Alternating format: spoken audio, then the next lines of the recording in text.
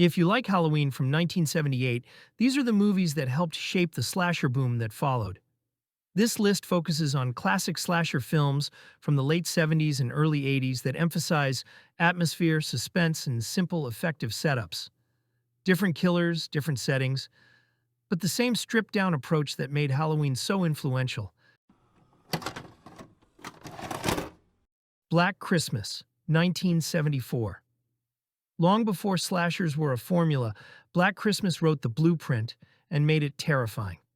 Directed by Bob Clark, this Canadian classic takes the setup of a sorority house over the holidays and turns it into a slow-motion panic attack. It starts with a phone call, obscene, whispering, and somehow too real. Then, one by one, the girls vanish, their disappearances hidden by the cheer of Christmas lights and carols outside.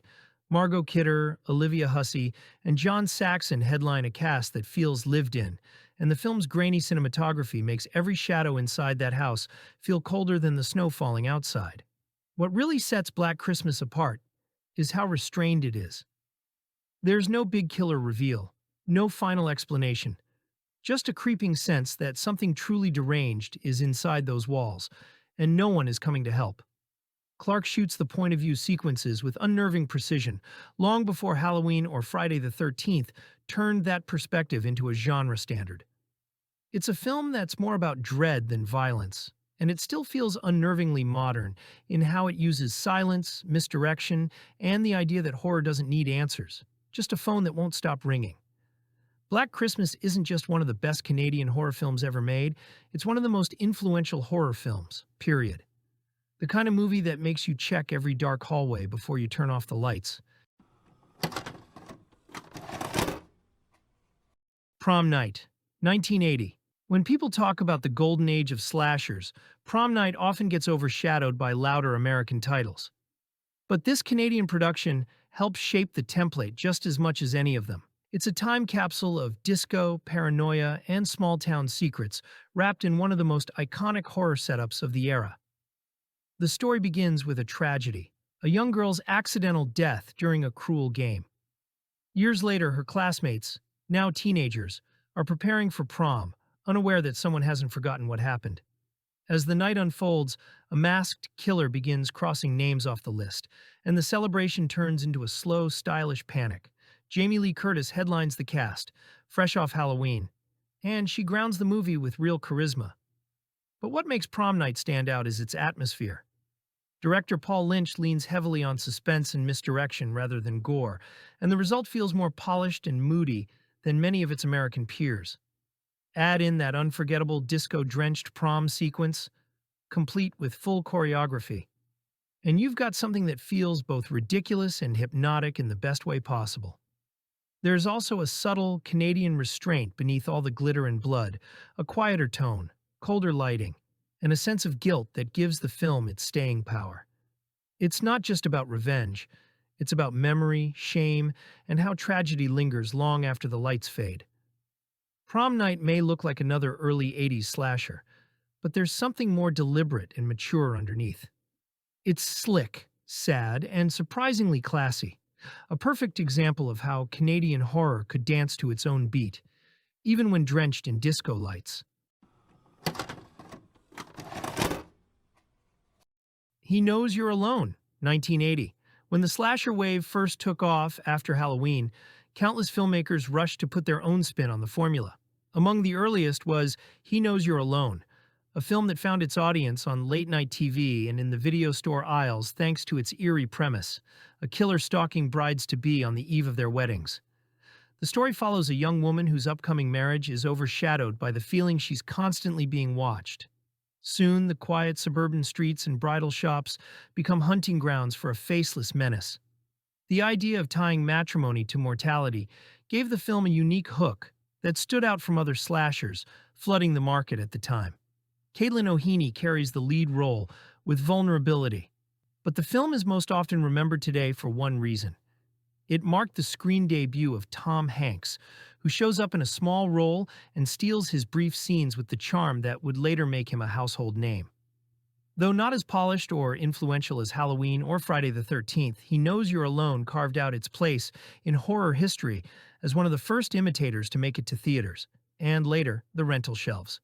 For fans of the era, it's a time capsule of that moment when slashers were brand new, raw, and finding their voice. My Bloody Valentine, 1981. The mining town of Valentine Bluffs carries a dark secret beneath its blue-collar exterior. 20 years ago, a tragic mining accident led to a series of Valentine's Day murders, forcing the town to cancel its traditional holiday dance. Now, as young miners decide to revive the celebration, someone in full mining gear is making sure history repeats itself. What sets My Bloody Valentine apart is its authentic working-class setting. Unlike other slashers set in summer camps or suburbia, this film digs into the gritty reality of a mining community. The characters feel genuine. These aren't stereotypical teenagers, but hardworking miners dealing with real relationships and responsibilities. The film takes time to show the actual workings of the mine, making the setting a character in itself. The killer's outfit, complete with gas mask, helmet, and pickaxe, creates one of horror's most distinctive silhouettes. There's something primal about the way the breathing apparatus echoes through the tunnels, turning a familiar piece of safety equipment into an instrument of terror. The mining gear isn't just a costume, it's a symbol of how the town's lifeblood is turned against its people. Director George Mihalka uses the claustrophobic mine tunnels to masterful effect. The darkness isn't just for atmosphere, it's a workplace hazard these characters deal with daily. When the kills come, they're brutal and inventive, using mining equipment in ways that would make OSHA representatives faint. The film's original cut was heavily censored, but even the trimmed version maintains its impact through suggestion and staging. The Valentine's Day setting isn't just a holiday gimmick. It ties into themes of love, betrayal, and the way trauma echoes through generations. The town's attempt to reclaim joy becomes a catalyst for violence, while candy heart motifs take on sinister new meanings. My Bloody Valentine brings class consciousness to the slasher genre, creating a horror film that's as much about community identity and industrial trauma as it is about creative kills. It proves that sometimes the scariest monsters come from the everyday world of hard work and harder choices. The Burning, 1981. Summer camp slashers were everywhere in the early 80s, but The Burning carved its own bloody path through familiar territory. When a prank goes horribly wrong at Camp Blackfoot, caretaker Cropsey is left horribly disfigured and burning with revenge. 5 years later, he returns to terrorize a new generation of campers with his razor-sharp garden shears. What elevates The Burning above standard slasher fare is its attention to character and craft. The film takes its time establishing its ensemble cast, including early appearances by Jason Alexander and Holly Hunter, making us actually care about these teenagers beyond their inevitable role as victims. The camp environment feels lived in and authentic, with genuine moments of friendship and drama playing out between the scares. But let's be honest, the real star here is Tom Savini's groundbreaking special effects work. The legendary Gore Master delivers some of his most impressive practical effects, including the infamous raft scene that ranks among the most shocking mass murder sequences in slasher history. The scene plays out in broad daylight, breaking horror conventions and proving that terror doesn't need shadows to thrive. Cropsey himself is a different kind of slasher villain. While other masked killers of the era were supernatural or simply evil, Cropsey's origin story gives him a tragic dimension. His burns and disfigurement come from a prank gone wrong, making him both victim and villain. The film even takes time to show his painful recovery and rejection by society, adding layers of complexity to what could have been a one-dimensional killer. The Burning also benefits from its gritty, authentic New York locations, and a moody score that builds tension even in quieter moments. While other slashers of the era rushed to copy Friday the 13th's formula, The Burning took risks with its pacing, character development, and unflinching violence that still shocks audiences today. For fans of Golden Age slashers, The Burning remains a high watermark that proves sometimes the best horror comes from mixing familiar elements in bold new ways. The Prowler, 1981. The Prowler brings World War II trauma into small-town America with chilling results. When the sleepy town of Avalon Bay decides to hold its first graduation dance since 1945, they unleash a killer who's been waiting 35 years to recreate his first murderous rampage. Dressed in full military gear and armed with a pitchfork, this Prowler turns the celebration into a night of methodical revenge. What makes the Prowler stand out is its historical context and atmosphere. The film opens with actual World War II footage and a Dear John letter that sets up our killer's motivation. This isn't just another masked slasher, it's a story about how war trauma and betrayal can fester across generations. The killer's military outfit and weapons aren't just costume choices, they're remnants of real-world horror brought home. Tom Savini returns to deliver some of his most brutal and realistic effects work.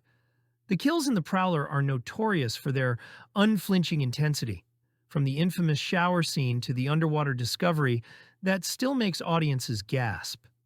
These aren't just creative deaths, they're executed with a military precision that fits the killer's background. Director Joseph Zito brings a sophisticated eye to standard slasher setups. The film's use of location is masterful, turning the small town's empty streets and shadowy buildings into a hunting ground. The graduation dance sequences mix 1940s nostalgia with mounting dread, while the investigation elements give the film a mystery angle that keeps viewers guessing. Vicki Dawson makes for an engaging final girl as Pam McDonald, bringing intelligence and resourcefulness to her role, rather than just running and screaming. Her interactions with Deputy Mark London create actual stakes beyond simple survival, while the town's dark history slowly unravels around them. The Prowler proves that sometimes the most effective horror comes from mixing real historical trauma with genre thrills, creating a slasher that cuts deeper than most of its contemporaries. Happy Birthday to Me, 1981. Happy Birthday to Me is one of the strangest and most ambitious Canadian horror films of its era. On the surface, it looks like a standard body count movie, a group of wealthy prep school friends getting picked off one by one, but it quickly becomes something far more unhinged. Directed by J. Lee Thompson, who had once made Cape Fear and The Guns of Navarone, this was his Canadian detour into horror. And you can tell he took it seriously. It's shot beautifully, with rich colors and moody lighting that make it feel closer to a mystery thriller than a grindhouse slasher. Melissa Sue Anderson from Little House on the Prairie stars as Virginia, a girl recovering from a traumatic accident that left her with memory loss. When her classmates start dying in increasingly bizarre ways, she begins to suspect she might be the one responsible. The kills are creative, the tone constantly shifts, and by the time the ending arrives, it's so over the top, it circles back around to brilliance. That finale is pure VHS-era excess, ridiculous, dramatic, and unforgettable. There's also something distinctly Canadian in how it was made, shot in Montreal, filled with local actors, and blending classy cinematography with cheap shock value. It's polished and grimy at the same time, a weird middle ground that only Canadian horror from this period seems to find. Happy Birthday to Me may not have become a household name like Friday the 13th or Halloween, but it's one of the most entertaining hybrids of slasher tropes and psychological mystery the genre ever produced. A film that's part whodunit, part nightmare, and all attitude. Graduation Day, 1981. Released at the height of the early slasher boom, Graduation Day was one of those tapes you'd spot sandwiched between bigger titles at the video store. The kind of movie you rented when you wanted something bloody and fast-paced. It kicks off with the sudden on-field death of a student-athlete, and soon her classmates and teachers are being picked off by a mysterious killer in the days leading up to graduation. What sets it apart from the dozens of slashers flooding theaters and rental shelves at the time is its quirky mix of sports imagery and traditional stalk-and-slash formula. Death scenes range from knives and swords to a fencing foil, keeping things inventive and unpredictable. The kills are often absurd, but that only added to its appeal for late-night audiences looking for fresh ways to see the formula twisted. Like many slashers of the time, the acting can be uneven, but the film makes up for it with energy and variety in its set pieces. Graduation Day may not have broken new ground, but it delivered exactly what rental-era horror fans wanted. a high body count, a bit of mystery, and a streak of dark humor.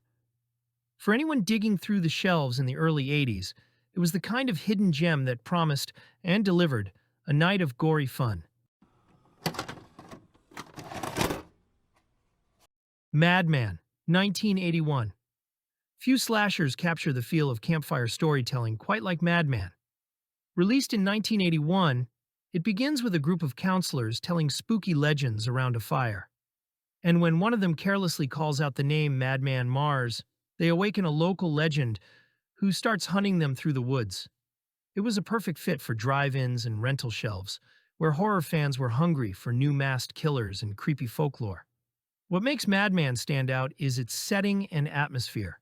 Shot mostly at night in shadowy woods and dimly lit cabins, the film leans on darkness and sound to build dread.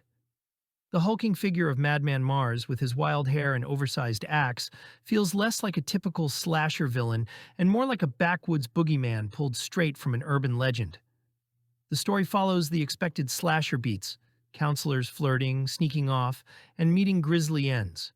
But the pacing and mood make it memorable.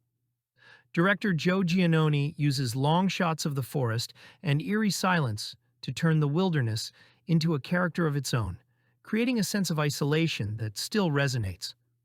While it never achieved the fame of Friday the 13th or The Burning, Madman found a loyal cult audience.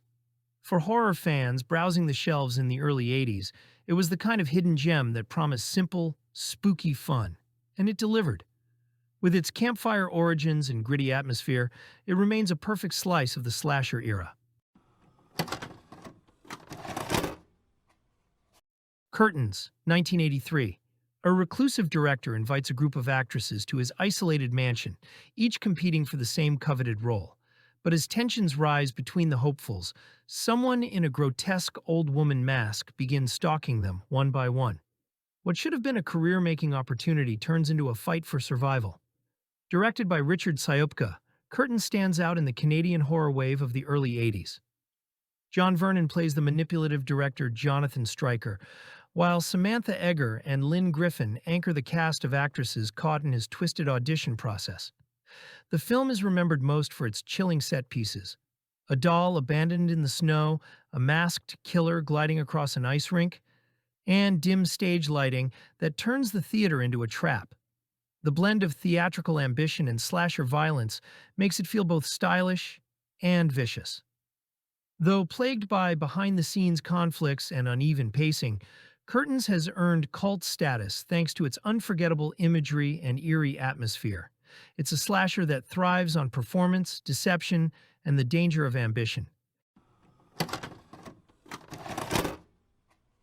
If you love discovering forgotten horror and cult cinema, hit that like button and subscribe for more deep dives into the films time forgot. Thanks for watching, and remember, always be kind and rewind, because every movie is someone's favorite.